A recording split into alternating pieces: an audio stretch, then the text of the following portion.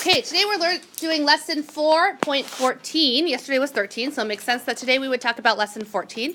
And your learning goal is to be able to multiply unit fractions by non-unit fractions using a rectangular fraction model. How does this learning goal compare to yesterday? Is it similar in some ways? What was yesterday's learning goal?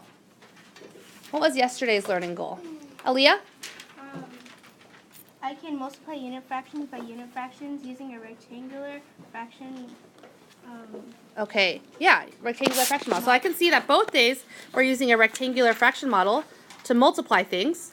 But yesterday was unit fraction by unit fraction, and today is unit fraction by non-unit fraction. Okay, so one of our numbers will be a unit fraction, and one of them is not going to be a unit fraction.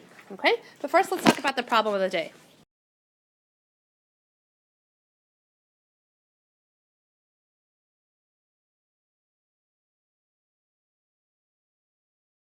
Jan is back at it with her baking. So today, Jan has 3/5 of a pan of Rice Krispie treats. So write that down. You don't need to write Jan, but just write 3/5 pan of Rice Krispie treats.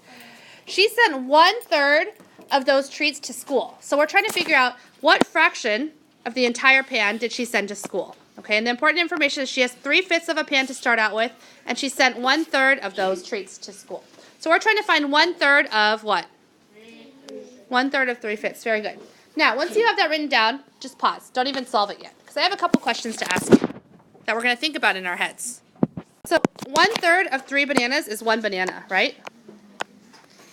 Now, if I have 3 books and I want to give you 1/3 of my 3 books, how many books am I giving you? 1 book. Now, if I have 3/5 and I want to give you 1/3 of my 3/5, how many fifths am I giving you? 1/5. Do you see how when you have 3 of something, 1/3 is always one of it? Does it matter if it's bananas or books or fifths? So in here, if I'm finding 1/3 of 3/5 of the pan, how much of the pan is that going to be? 1/5 of the pan. Just by thinking about it, we can realize that. So based on this logic, we know that the answer, 1/3 of 3/5 is going to be 1/5, But let's prove it using math and a rectangular fraction model too. Okay? So we're trying to find, once again, 1/3 of how much?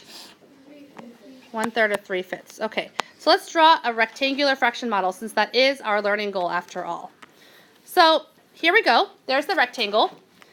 And you can go ahead and draw this in your notebook as well. Does Jan have the entire pan? No, she only has 3/5. So split it into how many equal parts?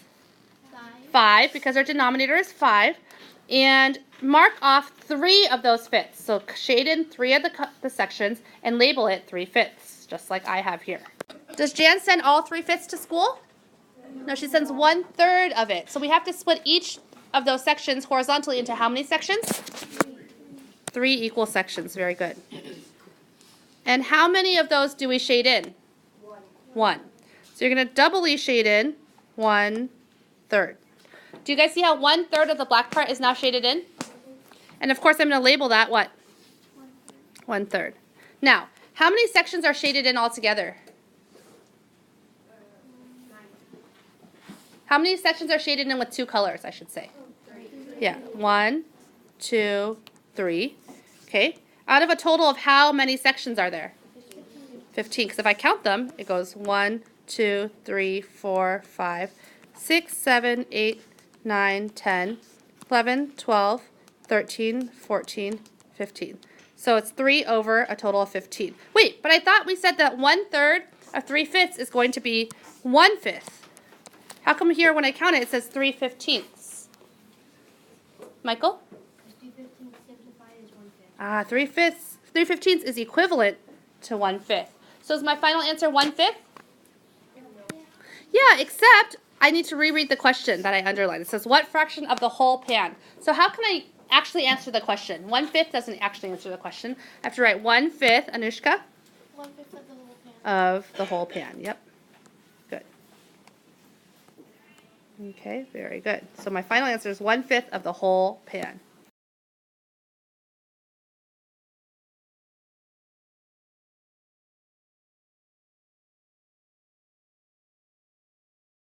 In order to figure out how much of his garden has carrots, we know that 3/4 of the garden is planted with vegetables and half of that section is carrots. So let's draw a model, a rectangular fraction model.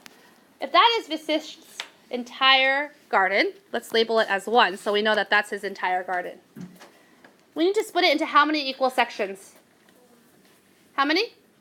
4. Because 3/4 of it is planted with vegetables. And we need to shade in how many of those fourths?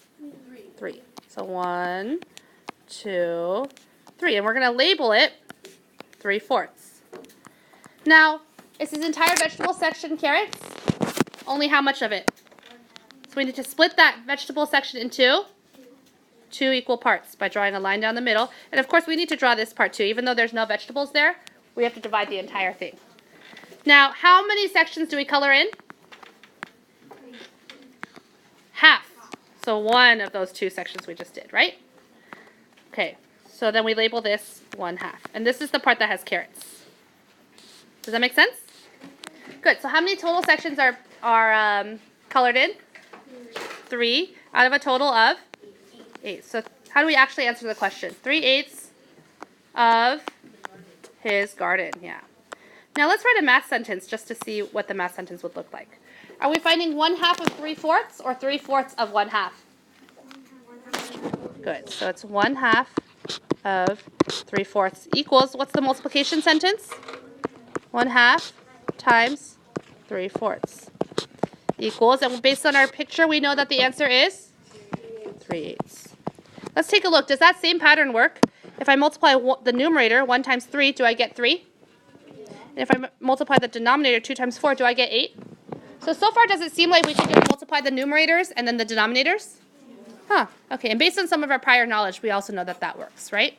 But today we're seeing, does the picture confirm it and prove it? Yeah. Very good.